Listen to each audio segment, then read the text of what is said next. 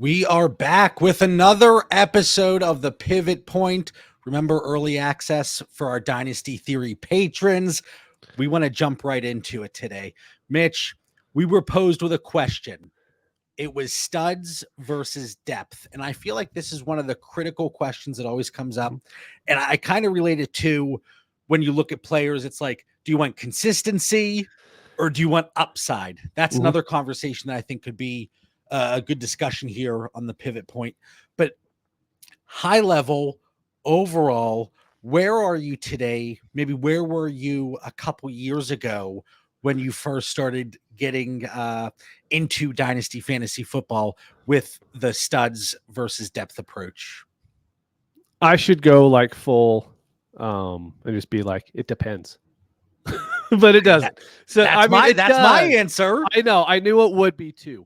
The reason why I say it depends is because leagues settings matter. How your league handles trades matters. I mean, it just depends. If you're in a really active league, you can handle it one way. So I know we're going to dive into it over the next 30 minutes, but for me, for a long time, I built with depth in mind. All of my teams, no matter what, they had a lot of depth until, you and I are really good on the forefront of being like, hey, it's not that we're really good dynasty players. That's why we have this podcast, is we like to talk about dynasty fantasy football. And we've met a lot of people who are really good dynasty players. We have one guy in Discord that for the longest time went extremely studs heavy, and he won most of the money in most of the leagues because what would happen? There was an injury, but he was active enough that he was able to make a trade and keep competing without losing too much value.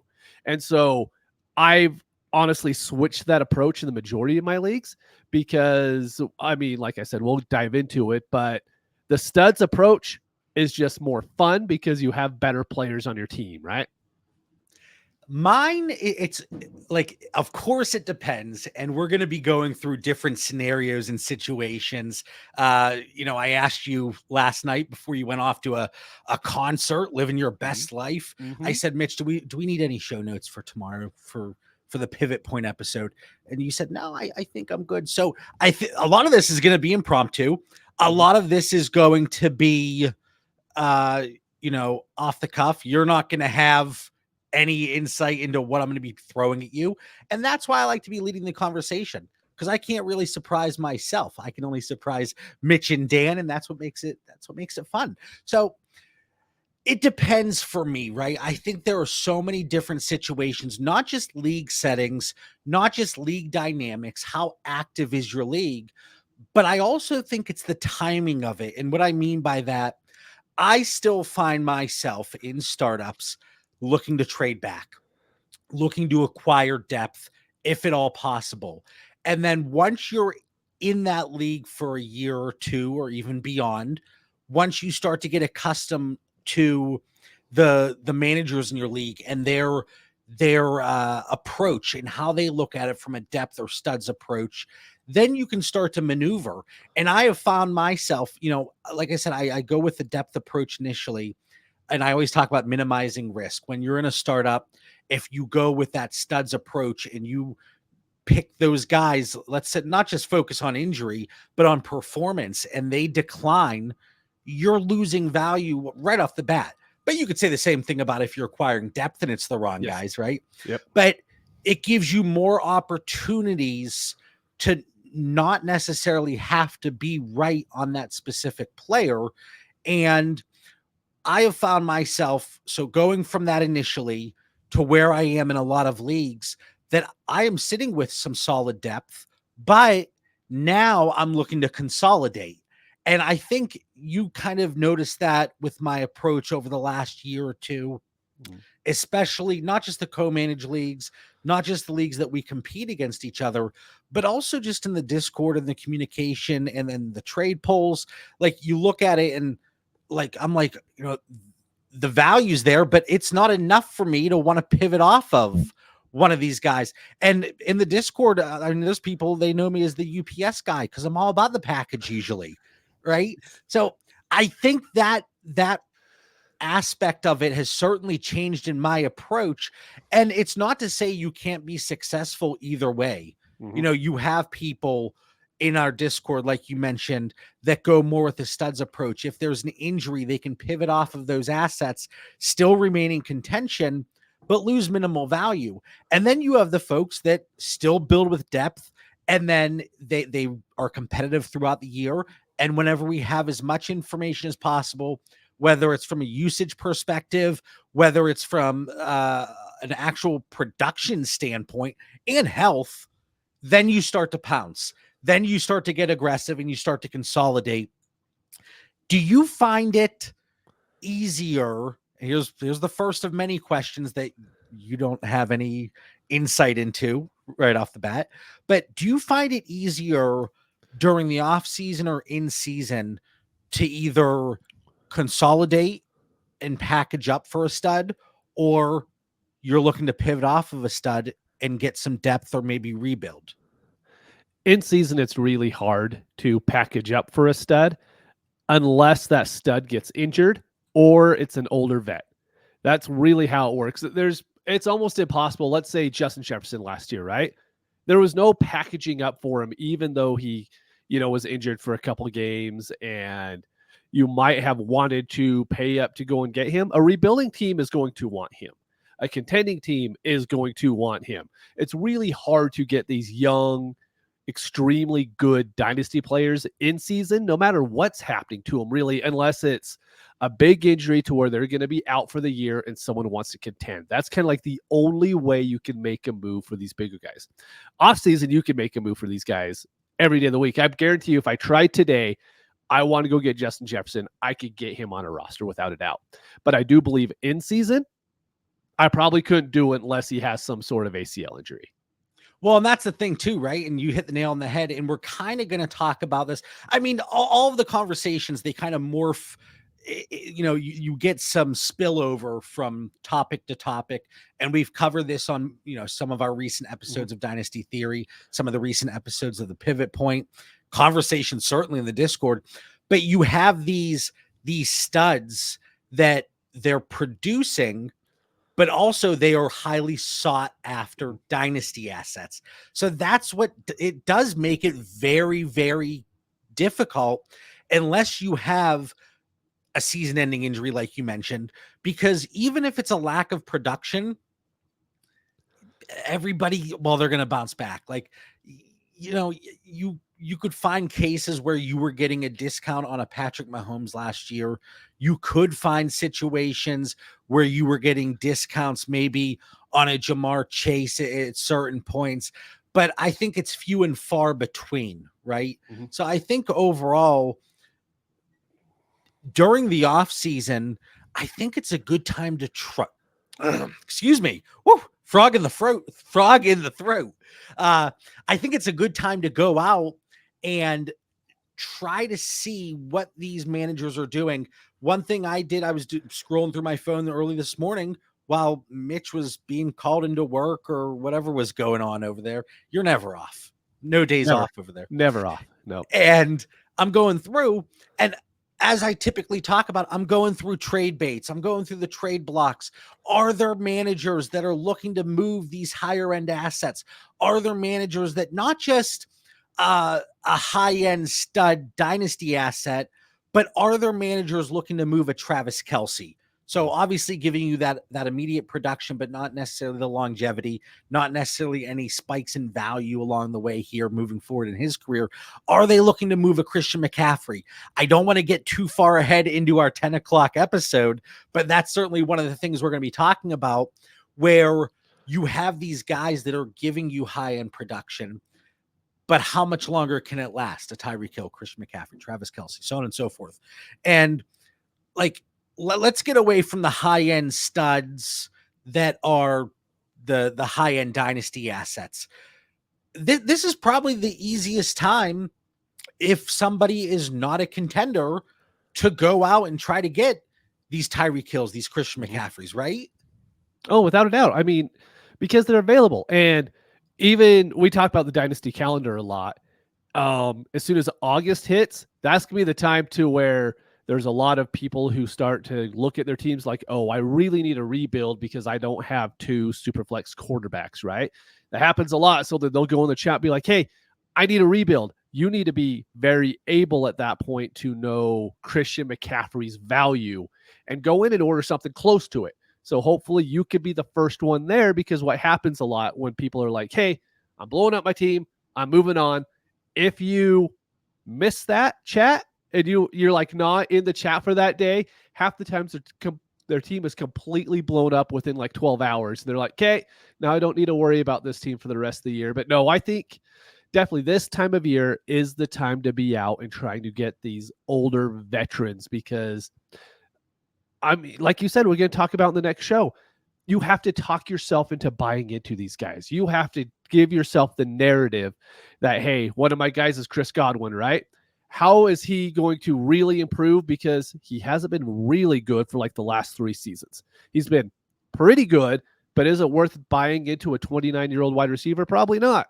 But you have to be able to give yourself this narrative, right? And if you could do that right now and then approach that manager that has these veteran players, you have a better shot of at least being willing to value them at a price point that you could go and acquire them at.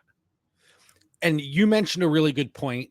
When the season gets here, and some managers, I always compare it to the Munchkins in the Wizard of Oz. Mm-hmm. They start coming out, you know, they were nowhere to be seen when Dorothy first gets to Oz, and that is the Junes, the Julys of the dynasty calendar.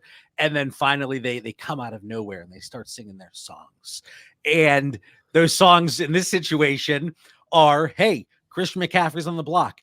I kind of want to tie this back to my approach, where after a startup, I accumulate depth. You can put together a package then for that Christian McCaffrey. And let's just stick with him for the sake of this conversation. And I think it's also critical. We talk about moves right now involving future draft capital. And I remember maybe it was 2 weeks ago, there was a player we were talking about, and we talked about his value being right for like a 25 first. Mm-hmm. And I believe it was you that mentioned it. And then I said, well, would it be better to do that now, or would it be better to wait once we have more information? And maybe you don't necessarily need that player right now, because he would be more of like a higher end depth piece. If you keep that draft capital, if you're not blowing it right now, that gives you the additional assets and the ammunition to make a move and pull off a trade for a Christian McCaffrey, Tyreek Hill. Whether it is August, September, or June 9th, if somebody's in the chat and they say, hey, I'm looking to blow this up, or you see a very recently updated trade bait, I hate to say, even if you don't come in with a strong offer, come in with something, because at least you can say, like, I tried. Mm-hmm. It maybe wasn't a great attempt, but at least I set like a floor. Because what the worst thing for me is when somebody goes in there and says, hey, Christian McCaffrey's on the block, I didn't make a trade, and I see Mitch get him for freaking peanuts. And it's like, well, I didn't know he was going for that. So I don't want to say lowball. Mm-hmm. I don't want to say, it's probably safe to say, because he's not going to listen to this, I don't want to say Dan it. I knew you were going to say it too. I knew it was coming. We always get these nice little jabs, and usually the expensive Dan. We love you, Dan.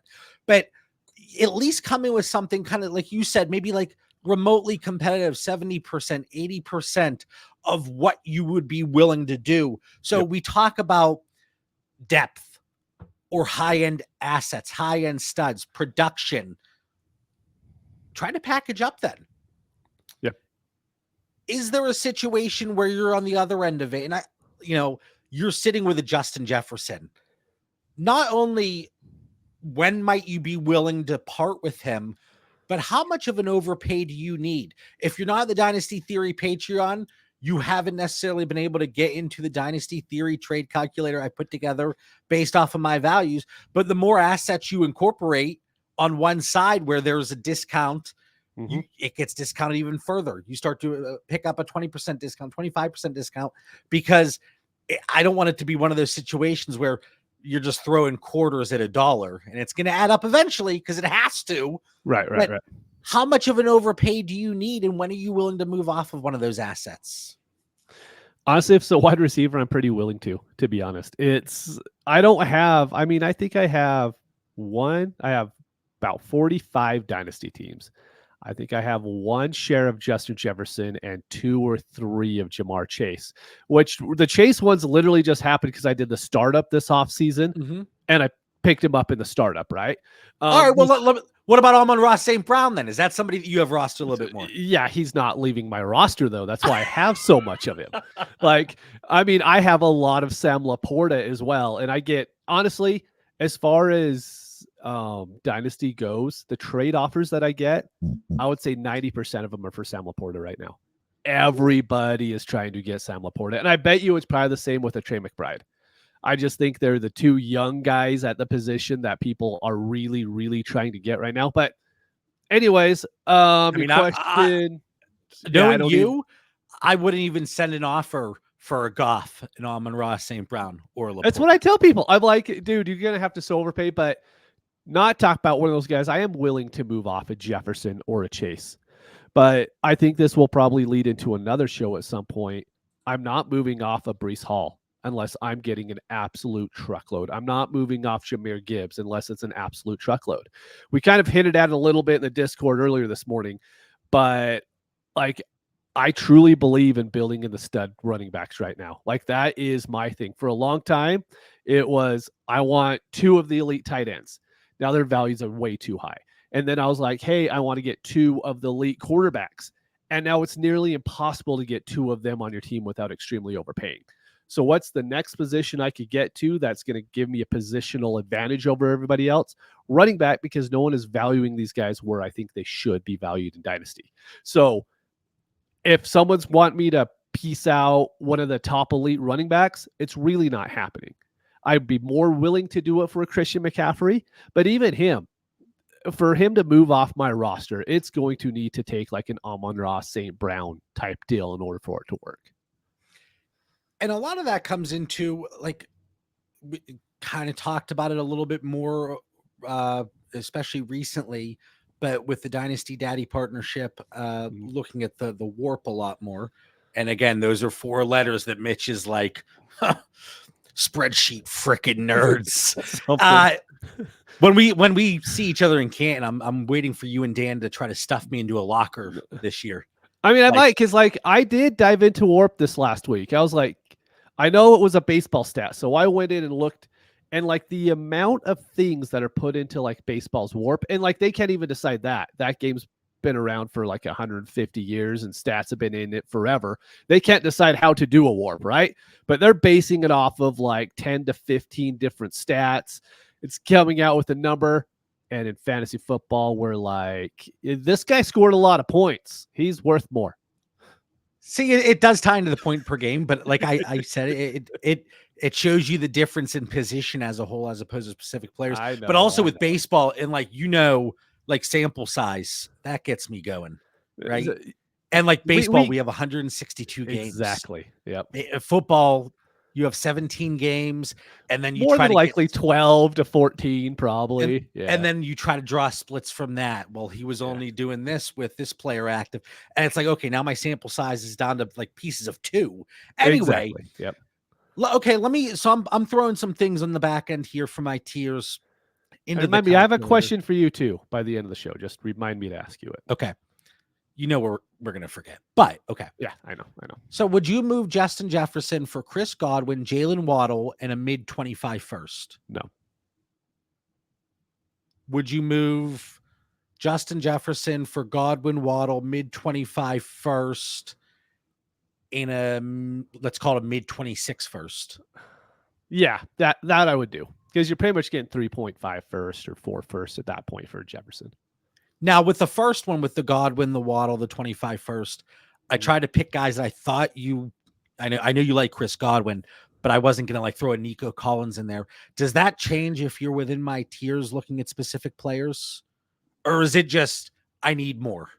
It's just, I need more. If I'm moving off a player like that, look, we all love 25 first. You brought this up in the chat earlier this week. I think we saw Mahomes for like 3 or 4 first, something like that. And you were like, I'm not doing it just for random first if I'm giving up this extremely elite player. And I think that's the biggest thing we have to remember is you could make that trade And your dynasty value of your team is going to go up because those firsts are going to be worth more than whatever play you're taking away. But that player's already elite. We see a lot of these first round guys fail. And I know you could be like, well, I could trade these first round picks for other players and yada, yada, yada. Or you could just keep the really good player, which leads me, going back to the beginning of the show, to a more studs approach. Yeah. And you have that more insulated value, even if, like, you can always, I don't want to say always, I don't want to speak in absolutes, but for the most part, you can pivot off of those high end dynasty assets, even if they aren't producing. Mhm. It's really hard to pivot off of what those first become if they're not producing. Mhm. It's super hard. So, like, yeah, I could break a Patrick Mahomes up into all of these firsts. Let's call it 5 firsts. Let's say 325 first, 226 first. That the value again, you're going through and you're like, I mean, this just makes sense because I'm not competing. And yes, you could get a spike along the way from at least one or two of those guys. But let's say you don't, you're setting your team back. So, like, that's why with that specific question in the Discord, I think it was with Patrick Mahomes, it's like, I need a player back. I need at least somebody, let's say 2 tiers down in my tiers, just arbitrarily throwing that out for this conversation. But like, I can't just do it for picks. Now, Jimmy Joe posted that poll yesterday. I don't know if you saw it because you were gallivanting all over who knows where. I know.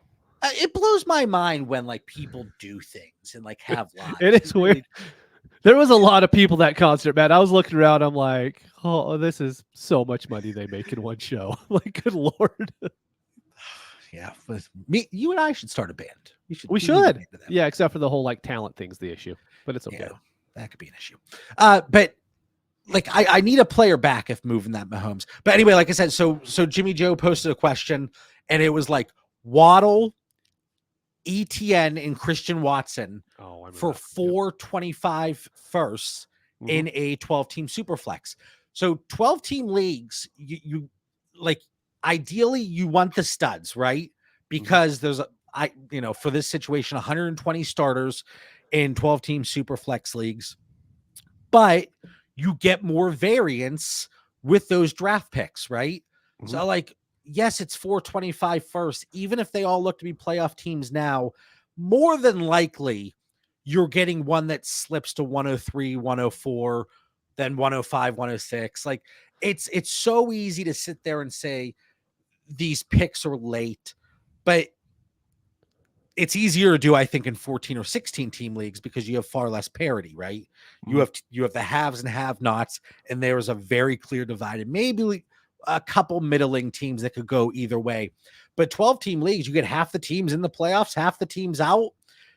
Yes, I look to have a strong team, but that could easily be 107 or 108. So I like that situation. We were coming off of solid assets, not elite. So I was okay in that situation, moving off of the players just for picks. So it's like, once you get up to a certain threshold, yes, I need some players back as well.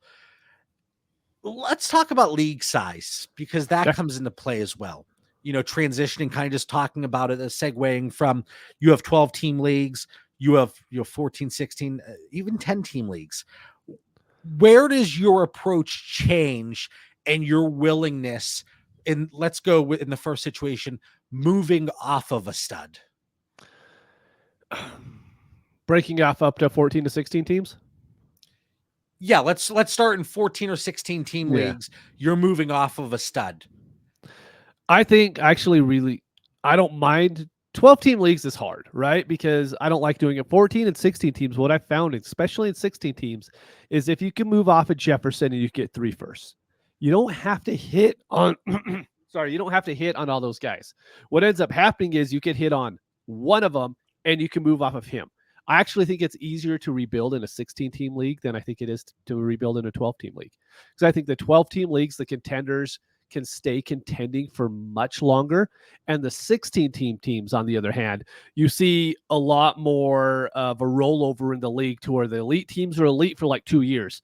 And then they just go to complete crap. And then you have other ones that just slowly build up. So for me, I'm a lot more willing to move off a stud in like a 16 team league if I am rebuilding compared to like a 12 teamer.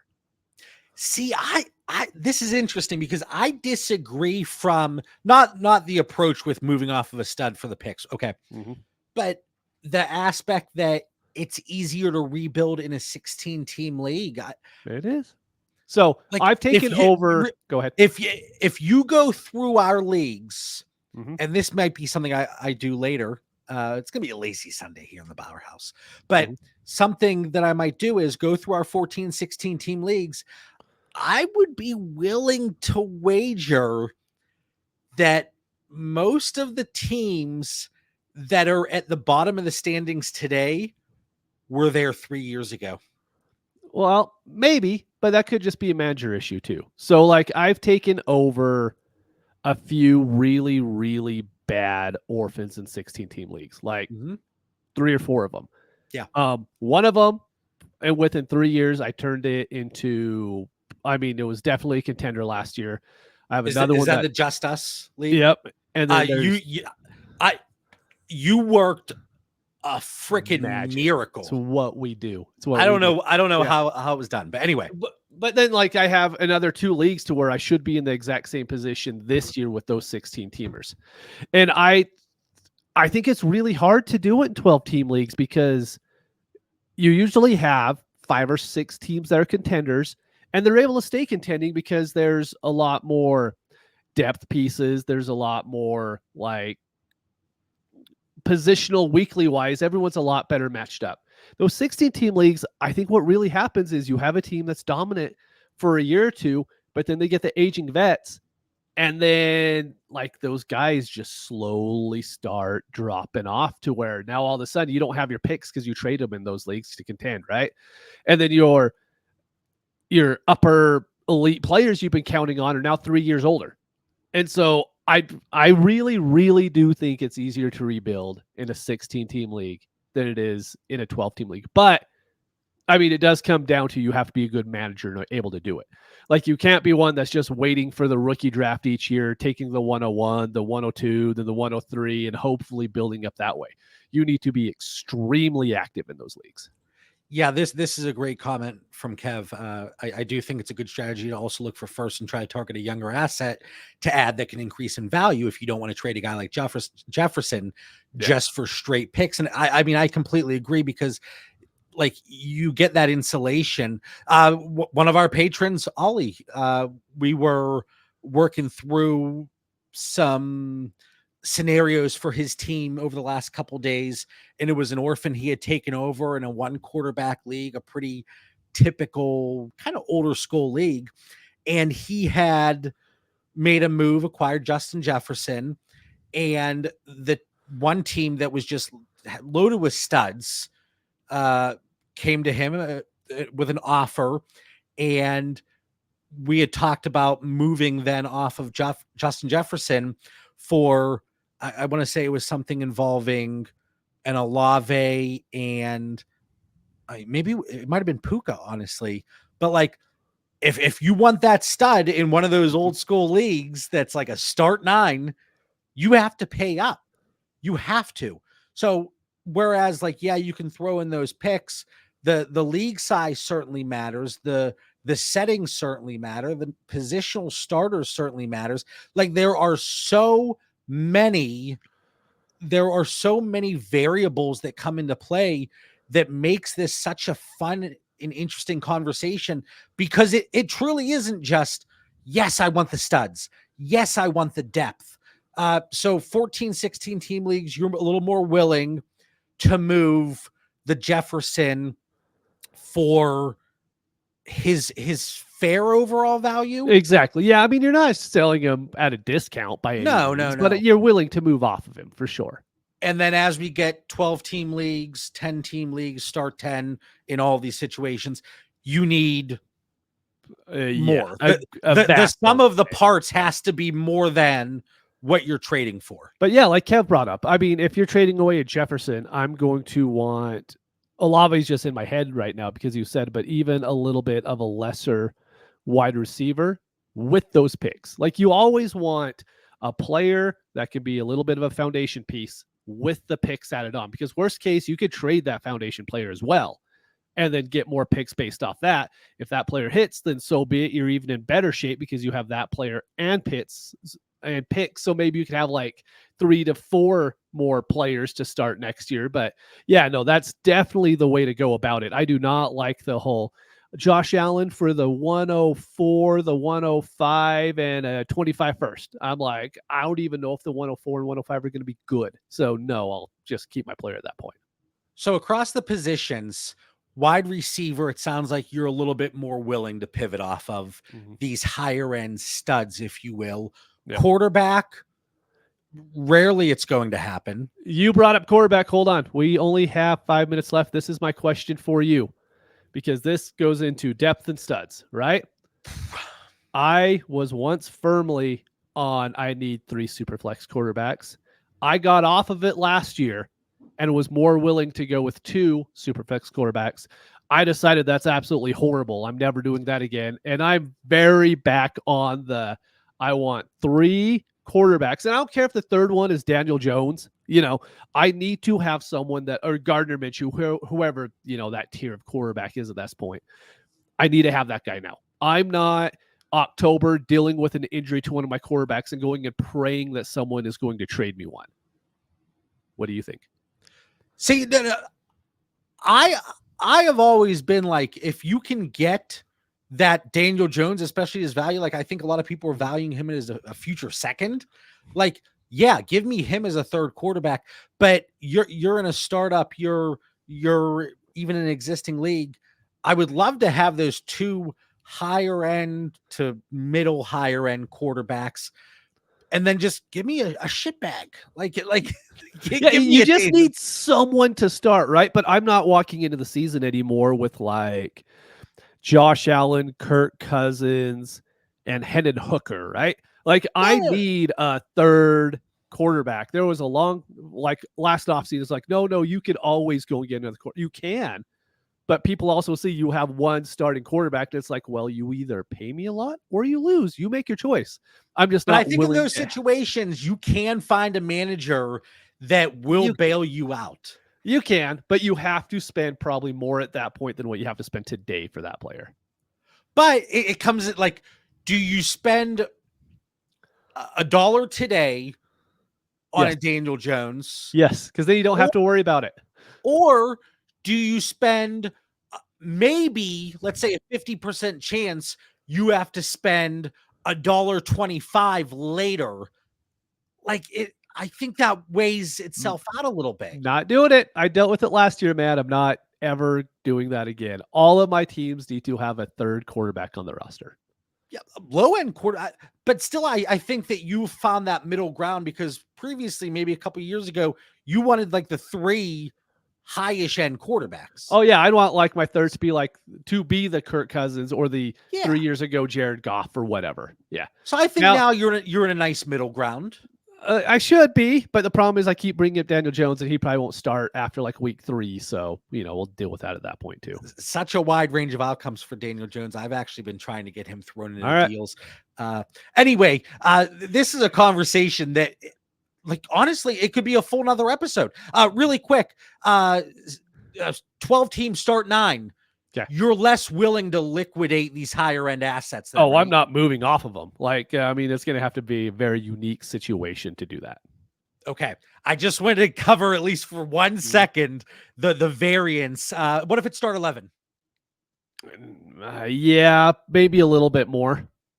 Okay. So again, we talk about the high end asset. We have the sum of the parts in a package.